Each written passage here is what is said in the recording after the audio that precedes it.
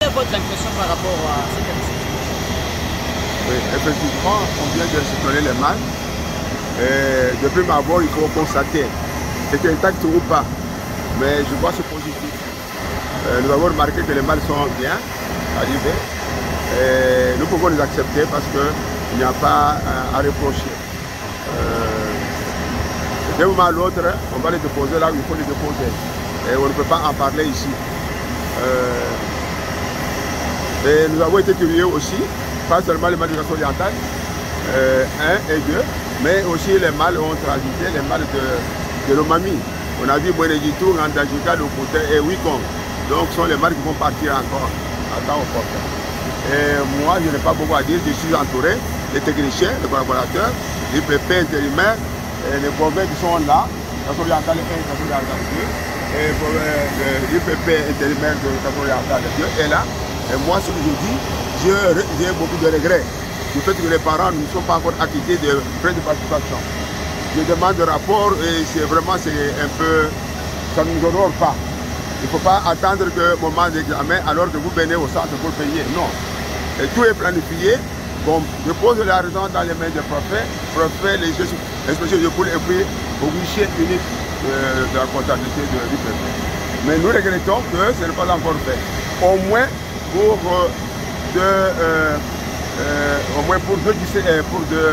je voulais parler de territoire chilien parce qu'il y a un bienfaiteur, l'homme d'État, qui a déjà fait comme d'habitude, puis Bombo qui a déjà versé pour ce finaliste.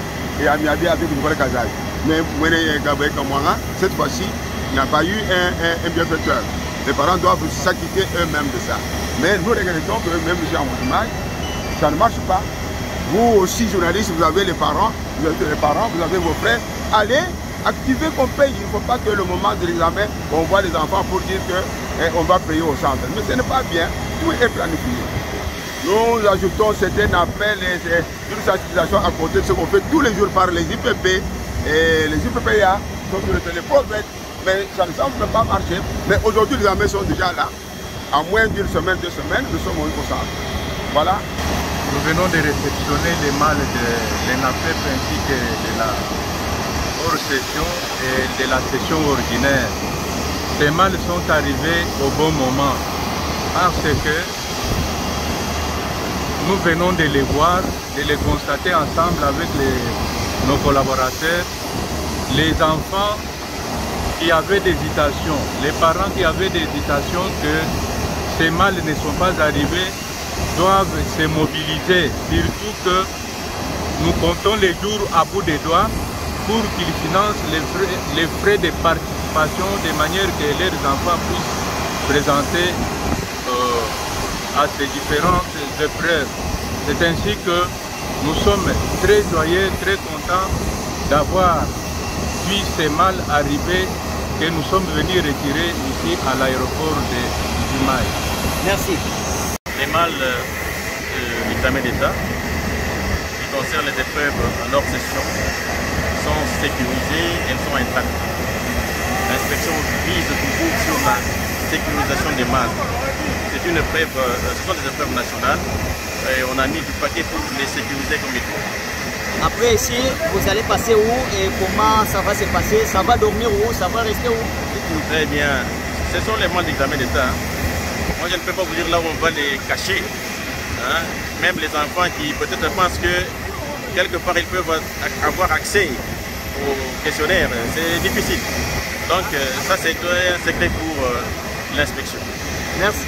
Mais on demanderait, j'ai été dans différentes écoles pour la sensibilisation. J'ai trouvé que les préparatifs vont bon train.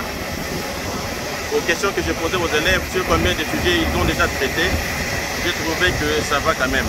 Il y en a qui ont déjà traité 5 jusqu'à 10 sujets de dissertation.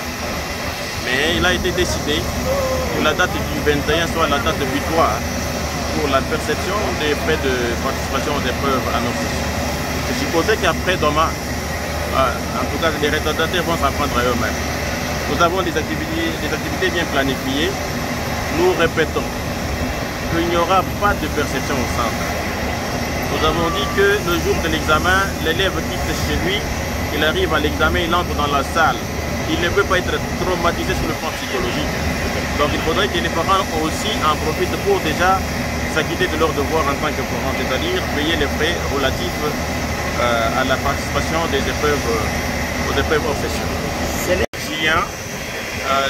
Les examens vont commencer. Mais quelques jours avant, les centres seront déjà ouverts pour accueillir les chefs d'établissement pour certaines formalités administratives. Et après, à la dissertation, il y aura les épreuves traditionnelles pour les options techniques. Et on va enchaîner avec l'oral de français et la pratique professionnelle. C'est ça les grandes épreuves auxquelles les enfants seront confrontés pour ce premier temps.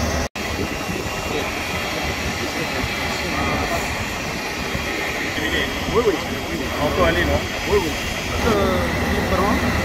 À tous les apprenants de Abeka-Moana ainsi que de Niali. Je leur dis que les examens sont déjà là. Il faut qu'ils se préparent comme il faut.